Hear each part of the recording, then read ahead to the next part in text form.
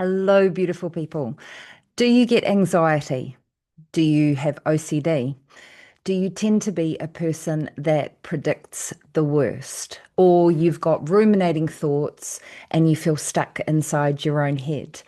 I'm Katie Jolly, Dr. Amen, licensed elite brain health trainer, and I'm here to teach you about a part of your brain that you may want to get curious about if you suffer from any of these things or you have a loved one that does.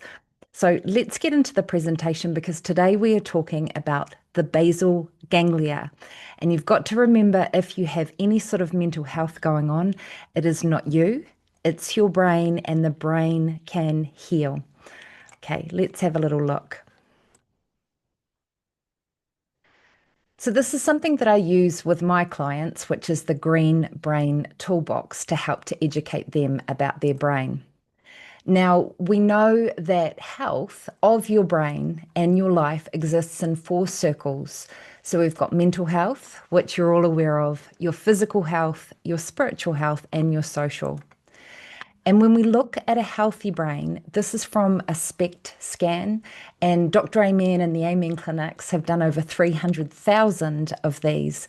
And we see that when a brain is healthy, it's sort of nice and fluffy. There's not many rivets and divots, which are showing a lack of blood flow or activity in the brain.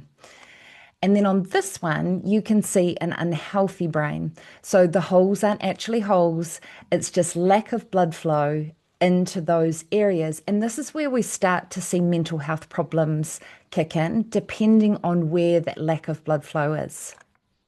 So we know that these kind of SPECT scans, right, and we've got the internal view as well, when there are mental health issues, they're actually brain health issues, and we can do some stuff to help the brain.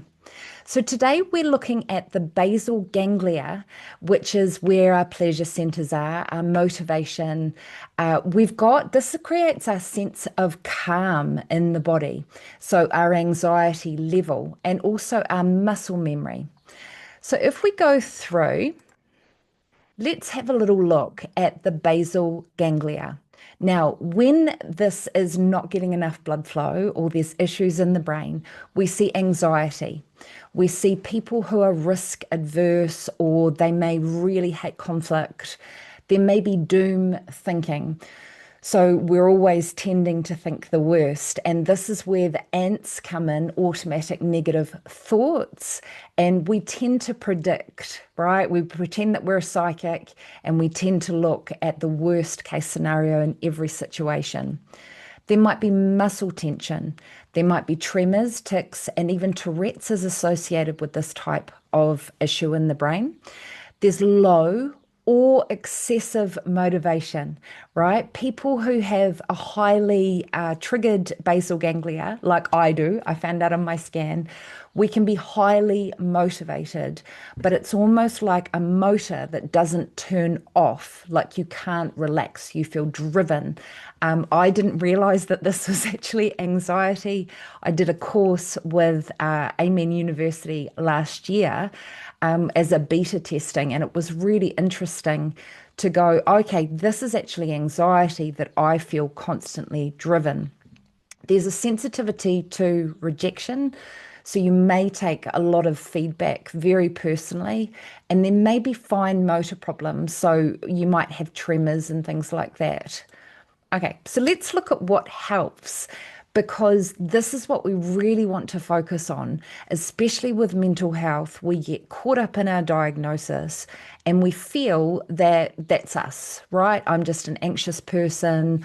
I have PTSD. I have anxiety. This is me.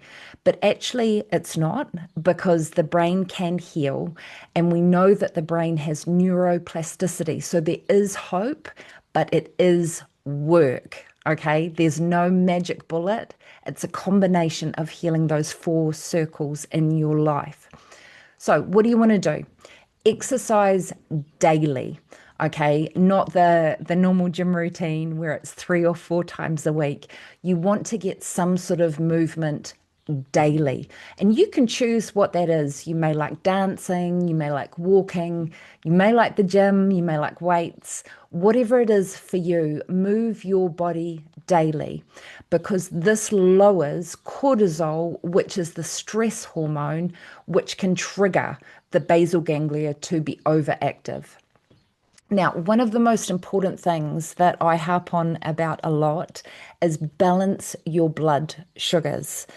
Now, what quite often happens is things that spike our blood sugars, like caffeine, sugar, a lot of junk food and processed carbohydrates, is the blood sugar goes up and then you get a crash down. Now, this crash down, if you Google the symptoms of hypoglycemia, which is low blood sugar, my friends, it looks like crazy. So, especially for you or your family members who have anxiety, it is so important to follow a hypoglycemic type diet. And you can Google this, you can find out this information or punch it into AI, right? You want to balance your blood sugars. So you want to include protein, lots of vegetables, and a fat in most of your meals during the day. You want to avoid things like caffeine that spike the blood sugars up, especially if you're having more than 2 cups a day, and then they leave you feeling flat. Same with sugar, right? So things like if you're eating fruit, pair it with some nuts. If you're having some rice or something like that for lunch or even a sandwich, make sure that it is high fiber bread and that it has some sort of meat and some sort of vegetable in that as well. And if you're vegetarian and you have anxiety, it is so, so important to start looking into your vegetarian sources of protein to balance your blood sugars, like legumes, tofu, if you're doing that, if you're eating eggs, if you're vegan as well, focusing on a low glycemic index diet. Now, for the mental, we want to kill the automatic negative thoughts, the ants. Really want to start getting curious because we get trapped in a rat wheel of thinking, of doom thinking, sometimes with anxiety. And it's really getting curious with your thoughts. And the Byron Katie questions when you have a thought, is it true? Is it absolutely true? How do I feel when I think that thought? Who would I be without the thought? And this is really powerful. I find one of her most powerful questions. Who would you be without this anxiety? Who would you be? Who would you be without these thoughts? So I'm dropping the seed for you to play with and start questioning what is going on in your head. These are just some of the vitamins and nutrients you can take.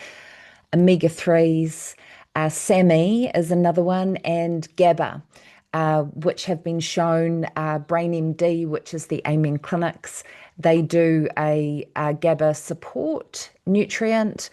These things are just some ideas. There are lots of different pathways for supplementation depending on your current medication, your current subscription to whatever you're doing.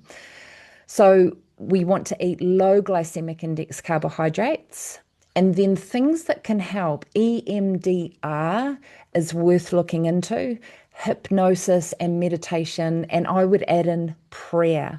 With the basal ganglia, you basically want to calm it down. So when we're looking at those 4 circles, I'll just come out of there now. When we're looking at the 4 circles, the goal for you, if you have anxiety, is how do I bring more calm into my body? How do I bring more calm into my mind? How do I bring more calm into my relationships? And how do I bring more calm into my spiritual? So for you, it's starting to weave a toolbox of things that calm you down. And it might be craft, it may be art, it may be singing, it may be sport. For me, exercise is key to actually get this excessive driven feeling out of my body. But everybody is different. And what I would say to you is start small. Just start small because too much change can actually bring the anxiety in again. And especially if you're a very driven personality, you may do too much, like I have done in the past, and then you burn out. So just start small and make it about daily habits, not massive change. So I hope this helps you. The basal ganglia is one of the key areas of your brain for anxiety. So have a beautiful day and keep shining.